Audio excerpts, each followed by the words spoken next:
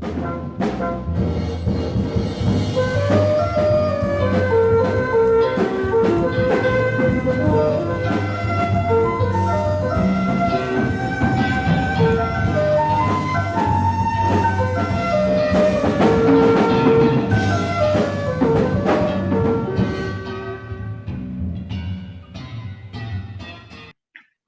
to the Parableman podcast. My name is Jeremy Pierce, the Parableman, and I have a guest with me today, Eric Silverman, who is an associate professor of philosophy at Christopher Newport University. Eric did his Ph.D. in philosophy at St. Louis University. He worked with Eleanor Stump, who is one of my dear favorite philosophers in many, many ways. And he has a new book that has come out that we're going to be talking about.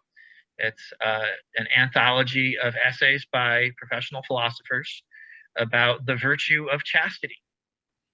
And Eric is also the author of a couple monographs that he has written about love and virtue. And he has also edited a similar volume to the new one on philosophical issues related to heaven. And the one that I am most happy about is his book, The Ultimate Game of Thrones in Philosophy, which I wrote an essay in about disability in Game of Thrones.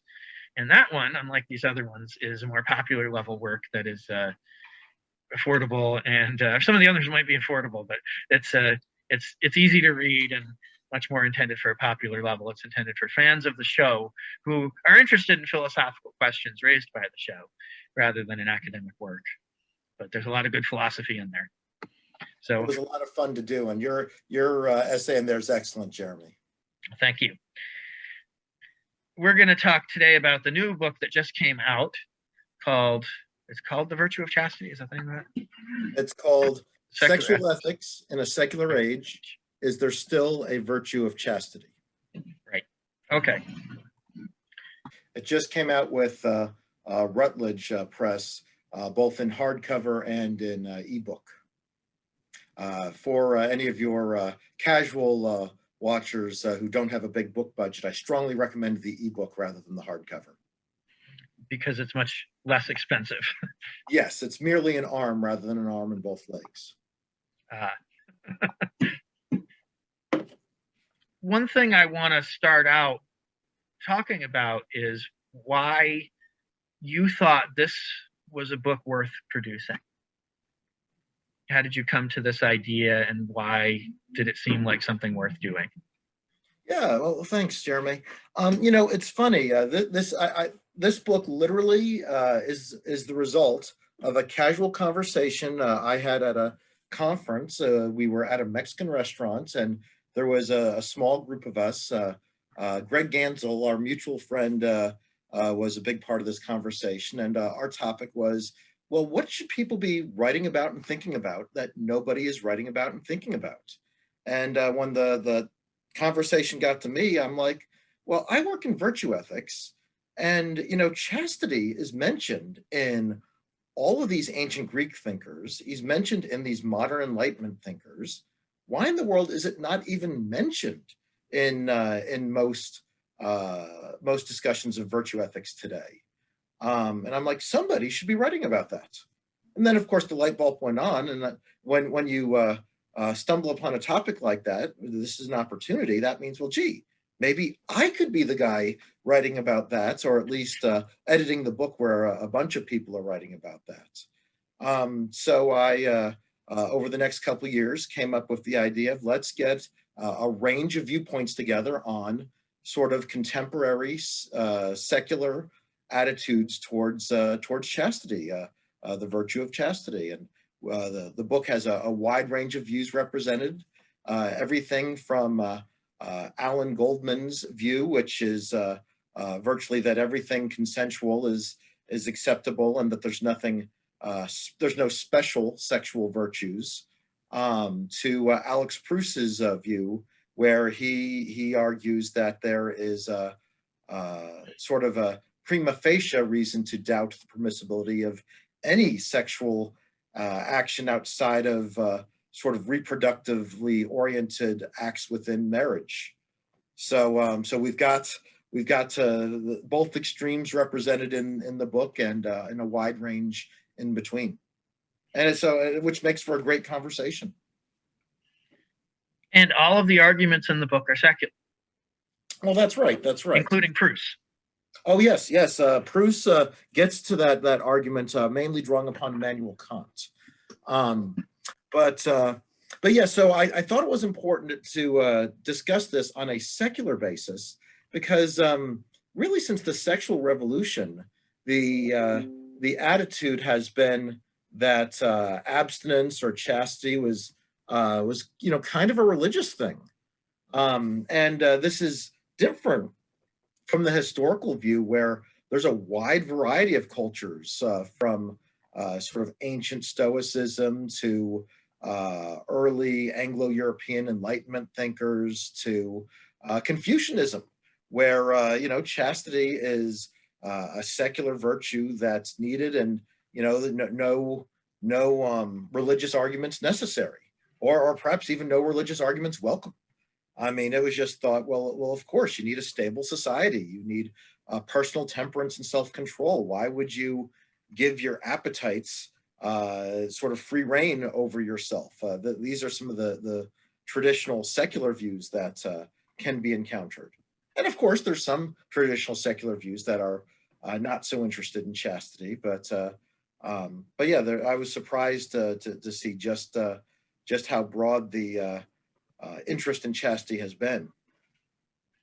But even in the most permissive side with Goldman, I think he would still see there is a virtue in chastity. It's just not something particular to chastity that makes it virtuous, right?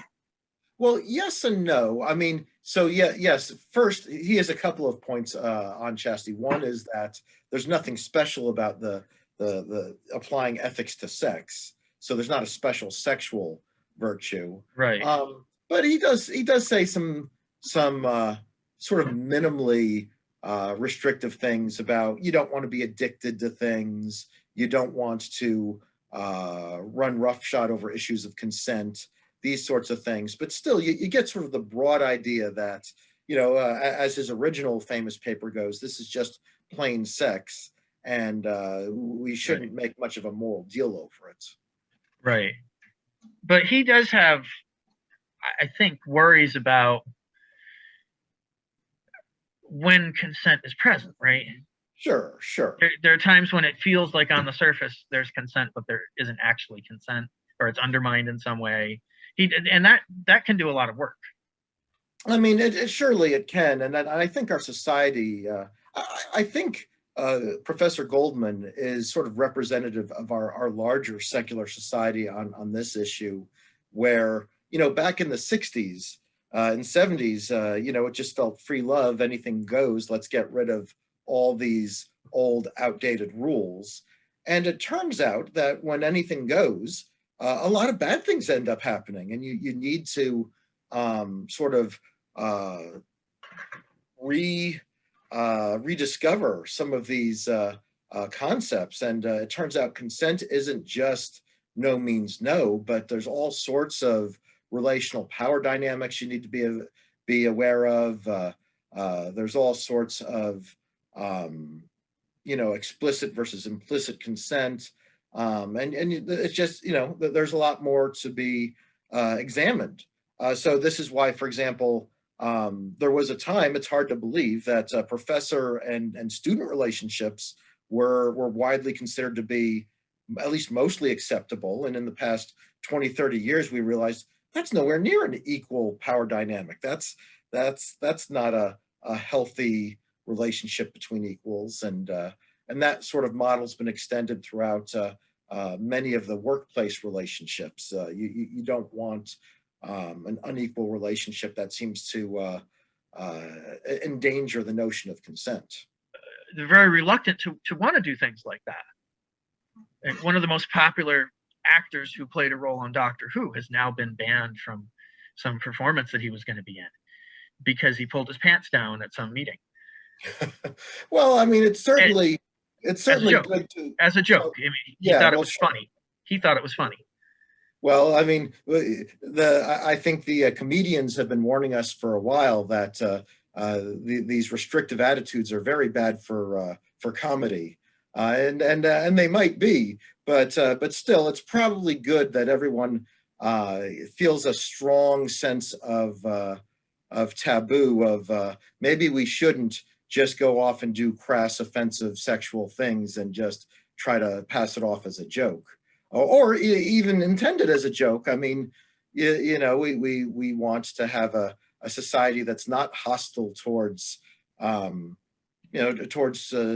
people that don't want to see we don't want to be exposed to other people's genitalia. I mean, that's not Right.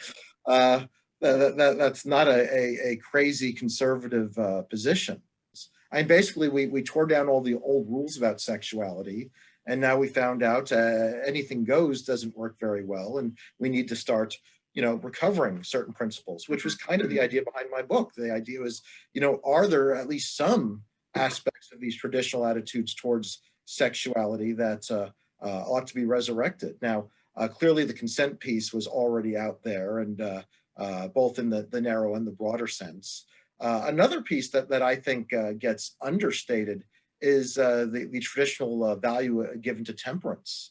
The idea that you find in the ancients, you don't want to be controlled by your appetites, full stop.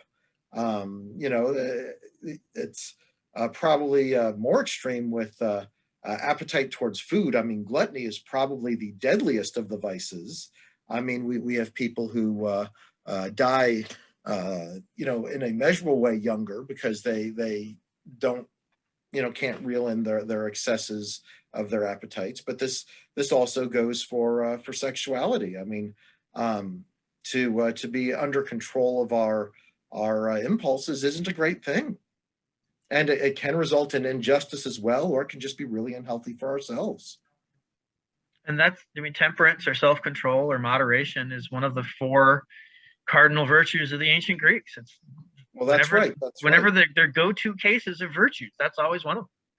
That's right. So temperance is a paradigm example of virtue, and it's needed throughout. And it's not this extreme, no appetite or no sexuality.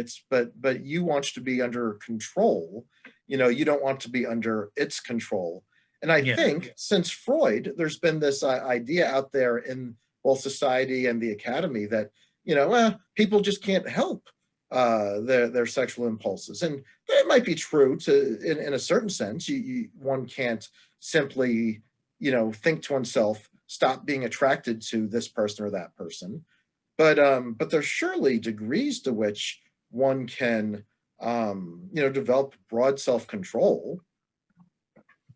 Maybe you can't prevent a passing thought, but hopefully you can prevent harassing behavior, certainly before it gets to that point. Right.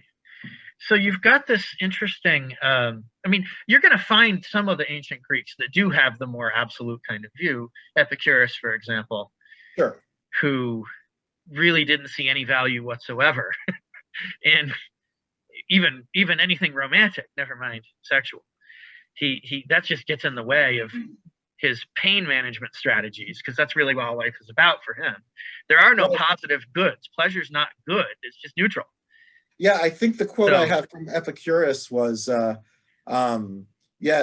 sex never helped anyone, and a man's lucky if it hasn't harmed him by the end of things. Right. So he thought this was a bad bet. But he had a view that you should really not depend on anyone else at all. And the reason is that just sets you up for pain, because they're eventually going to fail you.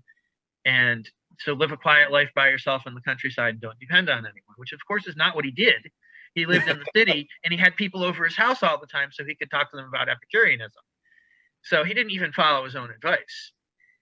But that's the Epicurean ideal, is just not getting attached to anything, not getting entwined in much more extreme even than the Stoics, who were involved in politics and got married and had children and so on. The Epicurean view is really the most limiting one among the ancient Greeks. Which is surprising given the interest in pleasure and hedonism, but it's a pretty negative take on things. The negative take is, pleasure is what's valuable in avoiding pain, but the best strategy for it is just to, Get rid of all your desires. Yeah. The ones you can. Right. Yeah. Right. Yeah. And manage the others. But there's a really a live question out there, and I found this in some of Harry Frankfurt's work, in his very influential article on free will and the concept of a person. He talks about the difference between a person and a wanton. And a wanton is someone who's unable to want what they want to want, or which is a way of saying somebody who's unable to shape their own desires. And he seems to think that everyone's kind of on a spectrum. It might not be the extreme Freudian view that no one can help anything, any of their sexual desires, but you certainly end up with this view that people aren't really free to self-shape in this to the degree that most of us wish we could. And that's really Augustine's view. Well, ultimately. Of course, I mean, he says the one thing you can do is ask God for help. right. Well, of course, we're discluding religious views from this, but right. But you're right that the classic religious move is to say, yeah, you're kind of stuck, but at least you can have grace or supernatural power or infused virtue. That's where the real hope comes from. But apart from that, the kind of cardinal natural virtues, you can get enough virtue to live mostly at peace with your neighbor, but still you're going to be sort of a vicious mess deeper down. And it's kind of Hobbes's view, I guess. I suppose that's right. Right. And we only do what we want to do. We can't really want anything other than what we do want. He's clearly a psychological egoist. We only do what seeks our pleasure, or seeks our interests anyway. I don't know. Maybe he's not a hedonist. I don't know if Hobbes is a hedonist, actually. Other than Hobbes' politics, I don't really claim. Yeah, but he's certainly an egoist in one sense, and that we only in fact a psychological egoist, and that we only in fact do what seeks our interest, or what we think seeks our interest anyway. We might get it wrong. Right. But then he embraces that and says that's all we should do. Well, I suppose he could claim consult ought implies can. I mean, if you can't do other than that, then it kind of ends the moral project in my mind. But except that he thinks it's rational to give up your rights to do whatever you feel like in exchange for protection from other people not doing what they feel like. So you end up with a system that on the surface looks like morality, but its foundation is not. Well, and you can see that all the way back to Plato's Republic. Is justice something that's really valued for itself, or is it the sort of deal where we don't want unjust things done to us, so we're going to give up the ability to commit injustice? We don't really like this deal, but it's the best deal that we can come up with. Right, that's the sophist view. Right. But Hobbes embraces the social contract, because the state of nature is terrible, whereas the sophists would have been happy to live in the state of nature. So that's the big difference there. But so the and in any case, that's the that's the view that I guess people who want to find a virtue of chastity are going to try to avoid, for the most part, right? You're going to need to have at least some level of not being a wanton. So, or else you're not going to be able to move towards something better. Well, usually the idea is something like this. You may not be in control of the current version of yourself, but the traditional Aristotelian view is, at the very least, you can work towards shaping your future self. So, the virtues become second nature. So nobody is sort of innately virtuous. It's something that you have the natural potential for, but you have to work towards it. So, much like a diet. I mean, most of us tend towards wanting to eat too much of the wrong kinds of foods. And the current solution and the traditional solution is, well, learn to like the healthy foods and learn to be happy with a little less. And maybe you can't control your desire today, but in 6 months, you can learn to appreciate fruits and vegetables more and carbs and sugars less. And I think the same idea is, applies to sexuality. Okay, maybe you can't control which impulses you have at the moment, but A, you can prevent yourself from indulging them, and B, you can work towards, you know, channeling that energy in productive, healthy ways, and avoiding unhealthy, addictive ways that involve injustice, ways that involve enslaving yourself to your desires. And you want to you want to be in control. You don't want to be out of control of things. I think that's a major theme of most of the ancient philosophers, and some of those strategies are present throughout them. It's in the Stoics. I guess it's in the Epicureans even. Sure. But certainly throughout Aristotle, and I'm sure the medievals in the Aristotelian tradition are spend a lot of time thinking about that stuff. Right. And one of the interesting thing about the medievals is they even thought chastity in general was a natural virtue, that this was just what, competent people did in every society, whether or not they were religious or Christian. So they didn't think you needed supernatural help to restrain yourself to marriage. They thought that this was what, most well-functioning societies encouraged. So that Augustine would come across, compared to that, as much more pessimistic, I guess.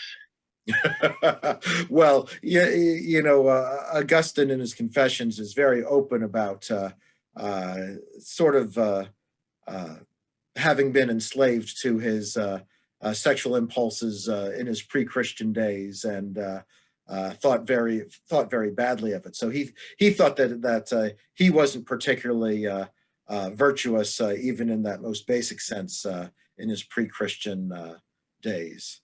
But he seemed to think that was his own fault, not that wasn't not that he might not have hoped to have done better. Okay, so it's not that he thinks that everyone's like that. It's just well, maybe most people are. He's kind of bipolar on that issue, as far as I can tell. But if you read later, too, certainly by the time we get to Aquinas, he thinks that there's a natural virtue of chastity, that's an expression of temperance that you can find in other people, whether or not they're Christian, whether or not they have infused grace, whether or not they have supernatural virtue. I think you get some themes like that in Augustine, which is why he likes the Stoics so much. The Stoics and the Platonists, is at least they talk about the importance of not feeding your appetites, that you ought to appreciate the virtues of the mind and the immaterial soul over the body. He doesn't accuse them of intemperance, although he does accuse them of great pride. That's the sin he associates. Yeah, the Stoics are arrogant in his mind. Yeah. So he thinks they're brilliant but arrogant. Yeah. But he does, reason should be in control, though, for him. Right. He's pretty clear about that. And in some ways, that's right out of Plato. It's the three parts of the soul: the reasoning part, the emotional part, and the pure physical desire part, basically, where reason will train your emotions to love the right things, and then the emotions will come alongside reason to keep your desires in check when they're not appropriate. Absolutely, and that's what Augustine liked in the Neoplatonists. He seemed to be more attracted to them than to the Stoics, but he did think, you couldn't do it perfectly, but he thought that the right valuation there, that the structure was fundamentally correct, that you should seek to shape your self according to rational, which ought to be rational values, and as Plato advocates in the Republic, that reason ought to rule the self and not appetite, despite the fact that he was, under his own self-evaluation, that he was really, really bad at this in his pre-Christian days. Thinking through the arguments now that come up in the book, one of them was the consent is one restriction. Sure. The self-control, tolerance, temperance, self-control, temperance, moderation kind of stuff it's a good virtue in general, and therefore it applies to this issue. Right. What other kinds of arguments come up? I mean, there's definitely at least a third virtue that comes to bear on it, sort of prudence, practical wisdom. I mean, something can be just, permissible within justice and not be express a failure of temperance and just still be a bad idea. My favorite example of it, sort of an unwise relationship, is the Romeo and Juliet relationship. Which a lot of people who are sort of casually into Shakespeare fail to notice. This is a marital relationship. They get married off stage in between one of the scenes. So they're trying to do the right thing, so to speak, but it's young, it's immature, it's unwise, it's foolish. So it doesn't seem to be sort of intemperate, and it's not unjust. It's just, frankly, a bad idea, given that the two families are literally at war with each other. Right. And there's undoubtedly other relationships that are just a bad idea. You're not in a place in your life where you can you sort of make room for a healthy relationship, and so forth. So, concerns of prudence, practical wisdom do come up. But there was a wide variety of views within the book. I think sort of the median view was something like this. The median view was something like, on a secular basis, you can definitely raise serious concerns about casual relationships and sort of the dangers of those. But it was difficult to get to the more traditional view that you need to be in a single lifelong marriage for something to be within virtue. But really the idea that many people like Professor Hurt came down on was the idea of sexual temperance and sexual friendship amongst, relatively committed equals is what you really needed for a virtuous relationship. So there was a wide range of views, and really the question became how traditional did you want to go? And I think most of the contributors didn't go all the way back to the view that you need to have a single lifelong heterosexual marriage. But still, most of the views were probably more conservative than just whoever you want to hook up with this weekend or even this semester. Sexual relationships are a serious thing with potentially serious consequences. The issue that I didn't see brought up as much as it has been traditionally is the issue of family structure and children. You see, the real reason for that more traditional view in secular society was that it's bad for kids to be brought up without two parents long term. You need the financial resources, you need the parenting resources. Now, obviously, we have relatively reliable birth control in our society. But nevertheless, especially in America, we have a huge portion of kids, I think it's 30 or 40%, that don't have full access to both parents. And I think that's a paradigm unjust situation. I mean, if you want to see the correlations with poverty and sort of longer term economic struggles, it's kids that don't have access to two parents. So that's an issue that didn't get talked about a lot, and I'll be interested to see if that gets taken up more in sort of the ongoing conversation that stems from the articles in this book. And that argument is in Aristotle. Yeah, I mean that goes all the way back to the ancients. I definitely saw it in Aquinas, and he does love to borrow arguments from Aristotle, so it's probably in Aristotle somewhere. It's in his Politics. Yeah. When he's talking about the foundation of a society, what is the building block of a society? He says it's the family. Right. And what is it that's distinctive of a family? It's that you have unit of people where the goal is to raise children. Mm. So I don't think he would say that in a family with adoptive children is not a family. I don't think he'd say Of that. course. Uh, he doesn't seem to have room for a same-sex couple raising children. He he um, he has arguments elsewhere. I don't know where, but I remember when I was an undergraduate, we had a conference about arguments in ancient texts against homosexuality. And both Plato and Aristotle had such arguments, but I don't remember where either argument is actually offhand. But Aristotle's reason for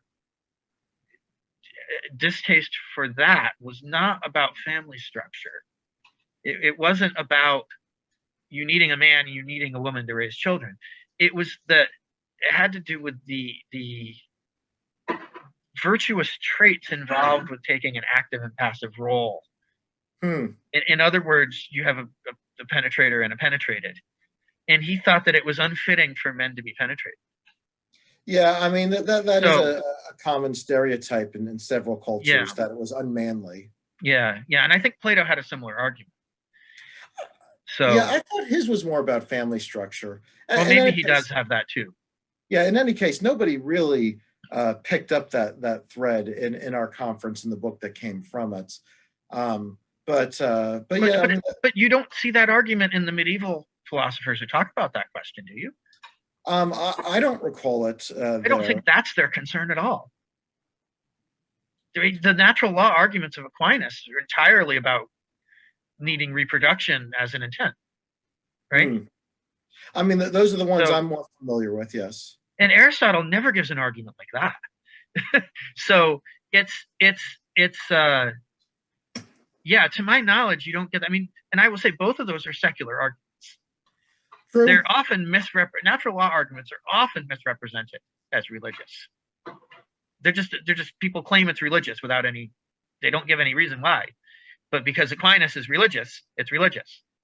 Right. Like that's what that seems to be the argument. I mean, it's the same kind of phenomenon you see. That's one of the things I thought was interesting about this book. It's sort of tackling a stupid objection against certain kinds of arguments that you see in other places as well. I mean, you see it in design arguments.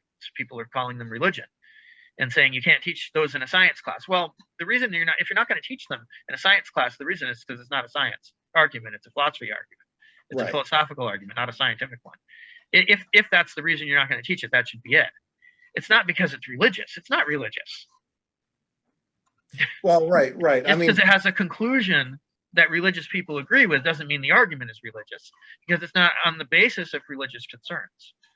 well, sure. Right? So, yeah. So one of the things this book really tried to emphasize and examine is what were the traditional secular reasons, and do they still apply, or to what degree do they still apply? And Right. there was also, and we haven't talked about this a lot, there was a thread in several of the articles about Immanuel Kant and the issue of objectification, and to what degree is sexuality, to what degree does it involve objectifying a non-object, a person? So that, of course, has Right. been a very important traditional moral concern. My favorite argument in this book that is sort of innovative is by Dustin Crummett, who talks about sort of the symbolic value of disproportionate sexual sacrifice. The idea that either forming an exclusive relationship or even potentially avoiding previous relationships, there is an argument that this is valued because it's symbolic of one's deep commitment and symbolizes one's deepest commitment and sort of promise towards another. So that was in my mind, the most innovative secular argument that was in there. I don't think he ultimately thinks that that alone gets you all the way to the traditional position, but it was interesting to find, something that even at this late date, there's a sort of a new argument that can be developed. Because most of these arguments have been around since Plato and Aristotle in some form or another, Yeah. as you referenced. Did anyone engage with Bertrand Russell's arguments for open open relationships, open marriage, anything like that, or You the know, more recent work by Carrie Jenkins on that, I don't defending think, polyamory. yeah, I don't think anyone engaged those issues too deeply. But I mean, I think Russell is not well thought of within ethics these Oh, days. he rejected it himself after he I tried know it he did. several times and failed because of jealousy. He said Right. jealousy is just too high a human motivator to make this work. I thought for justice reasons we shouldn't consider our our spouses our property and therefore expect them to be faithful in to some thin moral code that he didn't agree with. But because the motivator of human jealousy is too powerful, he stopped recommending open marriages. So Well, he took it all back at some point. yeah, that's interesting. I mean, no doubt. I mean, there's a reason why, um, monogamy has been certainly not a cultural universal, but it's been a strong trend. And it's because, again, involving these third and fourth and fifth parties, it's bad for the kids. I Yeah, mean, so but it's not, even serial monogamy though yeah, has that problem, right? at a certain point, sure. Where you have a different person with you every 2 or 3 years. Right, You had, and now you got children with several different people.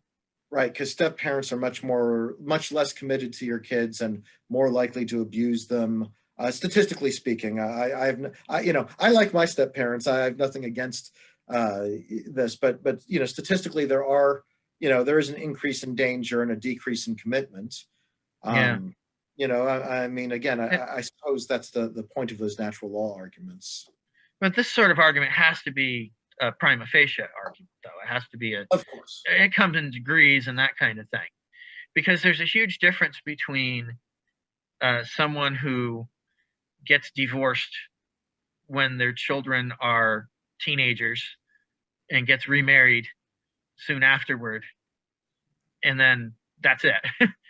Right, Where versus someone who um, has a new lover every 2 years and right. several children with different partners, right? And now, I mean, in some cases, there are also a number of factors going in there that why is it that someone is in that place? We have to think that through. If we're going to be engaging in moral evaluation, we have to think through what leads them to their choices as Sure. much as we do, is it a good choice?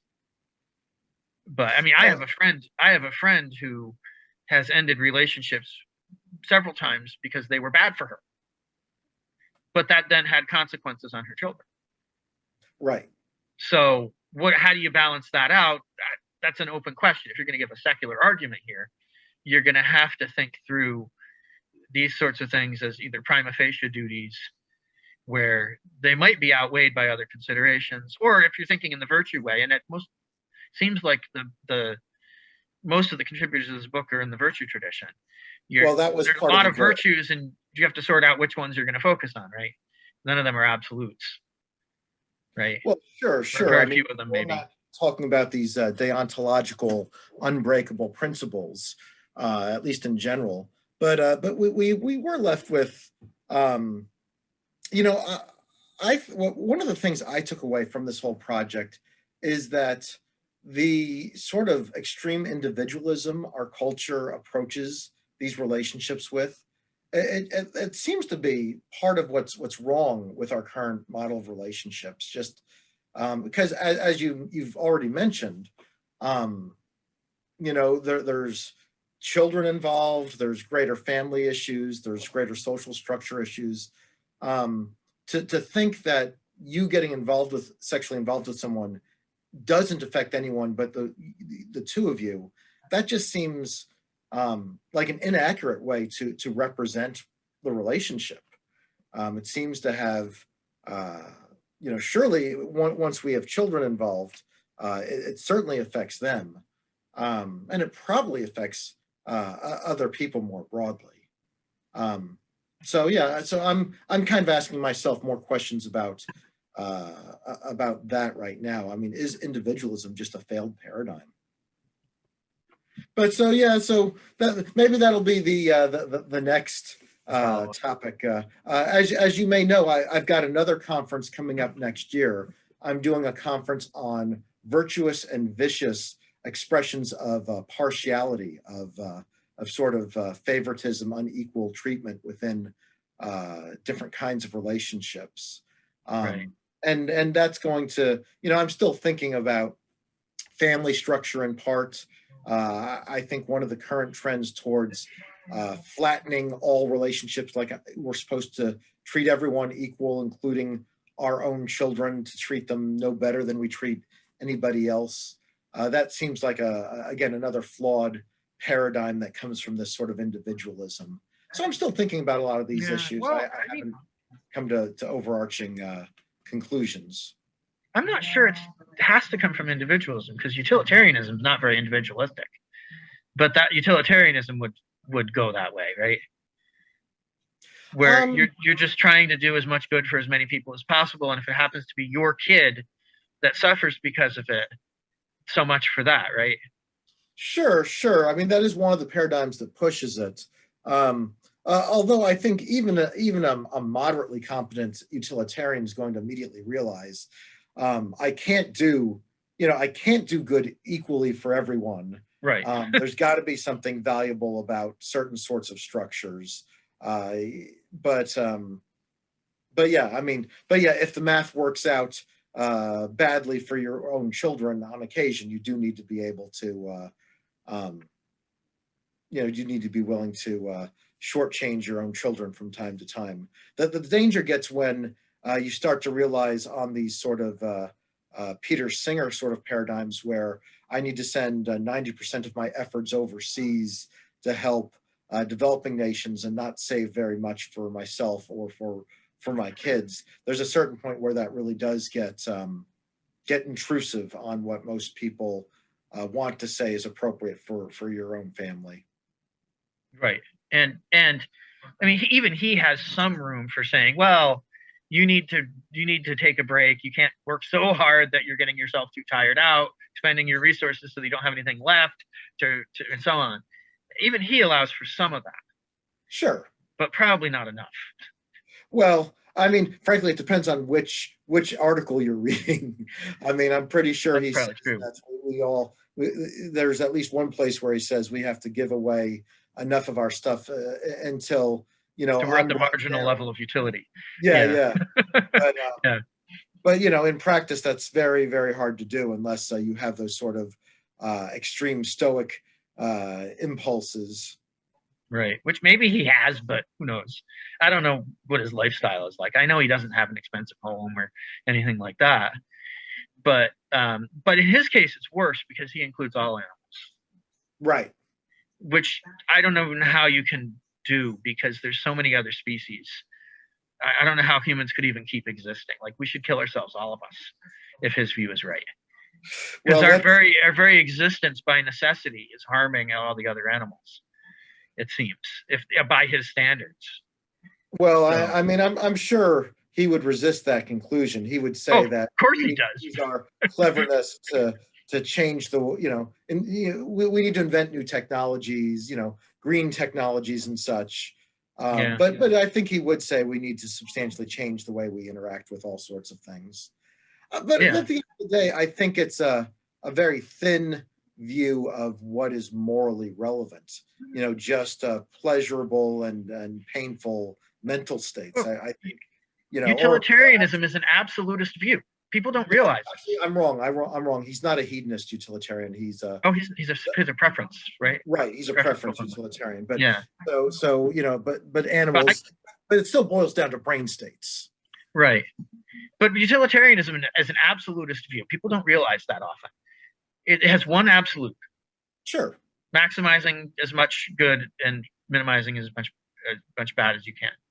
Right. And in his view, that's characterized by, or that's fleshed out by, fulfilling preferences. Doesn't matter what the preferences are. The more preferences that are fulfilled, the better it is. The fewer that are fulfilled, the worse it is. So it doesn't matter what you want. You could want terrible things, but that's still good if you get them fulfilled, apparently. Right. So, well, it's good for you. But if it's bad enough for, going against other people's preferences, then, then we need to not Yeah, I don't even know how it's good for you though. I mean, if your preference is to engage in gluttony to the point where you're going to kill yourself early, is that good for you? On his view, it is. Well, you're thinking too much like a Stoic. Well, of course. And I'm sure Stoics are there's right on things like that. resources, and I'm sure there's resources in utilitarianism to say, well, you're going to have future desires. You don't, you want to be a little gluttonous so that you can enjoy the extra pleasure or the extra desire satisfaction, but you don't want to be so gluttonous that it undermines your long-term health. That's sort of the sweet spot that you want to aspire to. Mm. But so in any case, I think we've drifted a little bit. Yeah, utilitarianism is a very is one way that you could propose to flatten everything out so that everyone counts equally. But yeah, this idea of responsibilities toward particular people that you have a connection with is certainly a secular argument, and it certainly leads in the direction of favoring certain sorts of behavior and not others. And there's no reason to think that sexual behavior wouldn't be part of that. Well, it'll be interesting to see if anybody argues for or does papers about the moral significance of sexual exclusivity or something like that. Right. But we'll see. I mean, we're going to have some really good people at this next conference. We've got Stephen Darwall from Yale doing our keynote. I'm expecting several very good people to be here.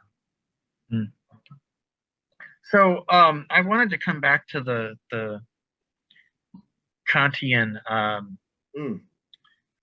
using people kind of objection, the exploitative element, because I think that's an interesting point. It's certainly not a religious point. It's definitely a secular argument. And I mean, I always thought it was very interesting in the work of what was her name?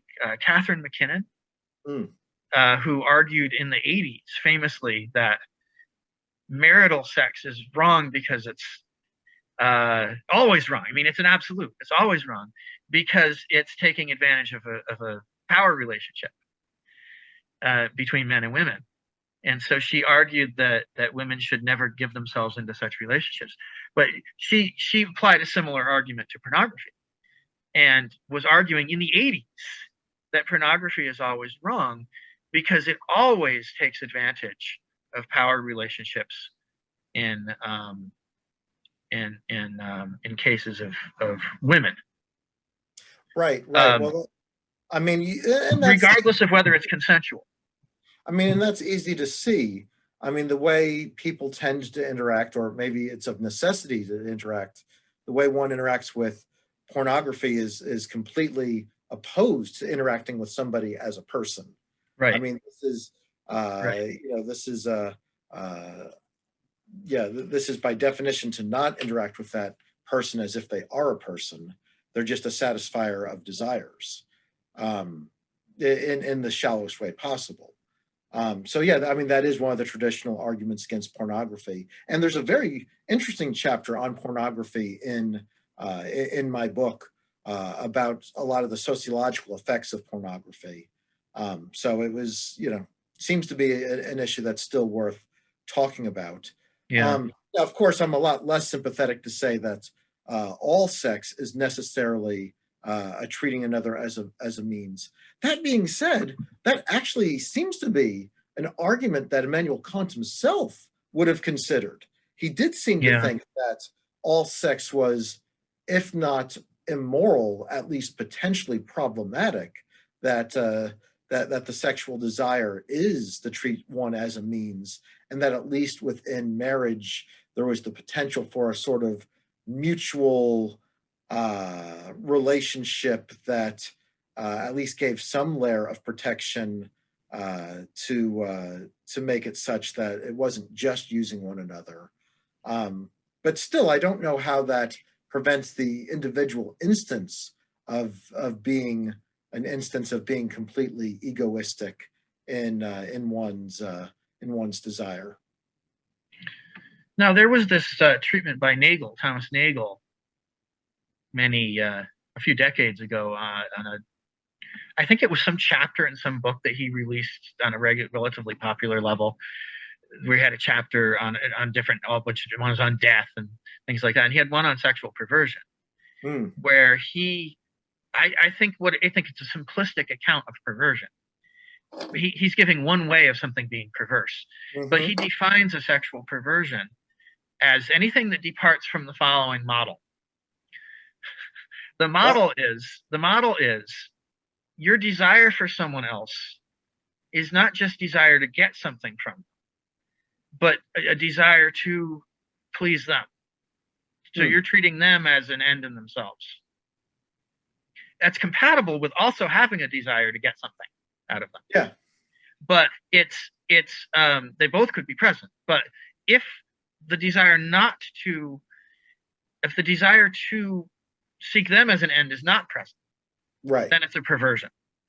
That was his argument. And so he gave an argument, therefore, that homosexuality is not a perversion, but anything where there's no consent is. And anything where there's even absence of consent, but no explicit lack of consent, would be so cases of someone being incapacitated, for example. Right. But by implication, it would include pornography as a perversion. In a way that makes it on the same level as, well, I mean, not morally necessarily on the same level, but in terms of whether it's a perversion, on the same level as a case completely lacking in consent. Well, Nagel there is really using the standard Kantian paradigm. That version of the categorical imperative. It doesn't say never treat someone as a means. It says never treat someone as a mere means, as a means, or as a mere means, and not simultaneously as an end. I mean, and I press my students on this. It's very hard to get through a day without treating someone as a means somewhere. But you go into a store and buy something. Exactly. You're treating someone as a means to an end. And I always make the point that they're using me as a means to an end, and I'm using them as a means to an end. Because I wouldn't teach these classes if I didn't get paid for it and if they didn't take it. And they wouldn't take the class if they didn't get credit for it. Right. And they're using me teaching the class as a means to getting something. So it's obviously true that using someone as a means to an end is not always wrong. Right. I mean, it's like I said, it's virtually impossible to completely avoid it. So is Kant's argument then with this issue forgetting that? Well, again, no. I think that the question there then becomes, what does it look like to treat someone as an end simultaneously, while having a desire for pleasure within a relationship or an activity with somebody? I mean, it's one thing to use the expression treat someone as an end, but what exactly does that require? I mean, does it require a lifelong commitment? Does it require an interest in their sexual fulfillment? Does it require, a mere interest in consent? I mean, I think that's where you get to the ultimate cash value of Kant's position is, what is the necessary? How do I fulfill that necessary condition? And his answer was you can't. His answer was marriage. Okay. Then he kind of still wasn't fully satisfied with it. Right. So it sounds like he's not really convinced that it's possible. Right, which might be why he never married. Right. But this also is a traditional sort of Thomist position, or at least an Augustinian position, that sexuality is sort of always suspect, even within marriage, but at least marriage mitigates the most troubling aspects of it. So there still is such a thing the medievals talk about as lusting after one's own spouse, which is insightful in this sense. Just because you have a certain legal relationship with someone doesn't mean you're being appropriate in your sexual interactions with them. Um, but at the very least, it goes a ways towards mitigating many of the most obvious ways that you could be using them. So, I mean, I think you also have this thing in Aquinas about different kinds of love, right? Sure. You have the love that's, I mean, I think the English translations don't do us justice to what he's saying here. What is usually translated, the love of desire and the love of friendship, I guess. Right, But right. where it's not that friendship is the thing you're loving and desire is the thing you're loving, which is what it sounds like in English, but the love that's characteristic of desire and the love that's characteristic of friendship. The love that's characteristic of friendship, you are entering into that person's desires Mm. and putting yourself in their position and thinking, what do they want? And trying to satisfy that. And if you don't have that, then you don't have what he sees as the highest form of love. Sure, sure. You need a desire for the other's well-being and a desire for a kind of relational unity or bond with them. So it's so you see some of these themes. I think Kant is influenced by this kind of thinking. I mean, in Aquinas, the desire for a kind of relationally appropriate union, unity, bond, that seems to be there. And maybe that's what Kant's trying to get at when he says treat someone as a person, as an end as a person. But I think Aquinas has the better sense of it, that it's not just to treat someone sort of in the abstract sense as a person, but in a concrete sense as a person with whom you are in relationship. So I think I just showed my cards there. I strongly prefer that Thomistic paradigm from Aquinas over Immanuel Kant. Hmm. But but Kant has some worthwhile philosophical tools, so I don't want to ignore him. I do prefer Aquinas at the end of the day. Well, do you have any final questions for me, Jeremy? Yeah, I mean, who do you think is the audience that this book is intended for? Is it something that someone who's not a professional philosopher could Mm. read and understand and benefit from? Yeah, I think there are people out there that I would hope would read this book that aren't just professors. I mean, obviously, if you study formal philosophy, you'll have a big leg up. But I would love to see professional counselors, psychologists, marital therapists, maybe even pastors just look at what sort of secular moral concerns one might raise concerning relationships, because I think we need to get back to advocating a kind of virtuousness within people. I think there's an audience out there, people who are concerned about sexual relationships, professionals that speak to romantic marital relationships, or just sort of personal wholeness. I think that an educated person in a wide variety of fields could benefit from this. Do you think there's any chapters in this book that would be suitable for an introduction to philosophy kind of class? That's a good question. I really liked Professor Hertz's article. It was very well historically informed. So her article on chastity and the well-lived life, I think, is accessible. I think my own article about temperance, justice, and prudence is pretty accessible. And if your students are reading Aristotle, they're going to see that echoed there. I think Beatty's chapter on chastity, lust, and practical wisdom is very suitable. I think if you're doing a business ethics class, I'd love for people to read Professor Tweet's article on chastity in the workplace. I mean, here's a topic that we really need to think about and is very practical to everyone. Yeah, I think several of these would be sort of broadly suitable. Well, the book is called, again, I closed. Sexual Ethics in a Secular Age. Is there still a virtue of chastity? And I have been talking with Eric Silverman, associate professor of philosophy at Christopher Newport University. And so maybe you will find some interest in this book, but certainly at least have learned some thoughtful and helpful things about how you can argue secularly for a virtue of chastity. And thank you for joining me. My pleasure, Jeremy. Thank you for having me.